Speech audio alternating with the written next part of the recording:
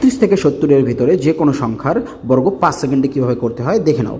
তো 25-50 রুল আমরা ইউজ করব। তো প্রথমে তোমরা কী করবে, যে এই যে 46-এর স্কোয়ার, যে 46 50-এর থেকে কত বড় বা ছোট, তাই না? তো 4 ছোট, তো তোমরা কী করবে, 25 লিখে 25 থেকে 4 বিয়োগ করে দেবে, আর 4-এর স্কোয়ার এদিকে করে দেবে। তাহলে কত হচ্ছে 21, আর 4-এর স্কোয়ার 16। ক্লিয়ার? ওকে। এবার 67-এর দেখো, যে 67 50-এর থেকে কত বড়, যে 17 বড়, তাই না? তো তোমরা কী করে দেবে, 25-এর সঙ্গে 17 যোগ করে দেবে, আর 17-এর স্কোয়ার করে দেবে। তো 25-এর সঙ্গে 17 যোগ করলে কত হচ্ছে 42, আর 17-এর স্কোয়ার কত হয়ে গেল 289।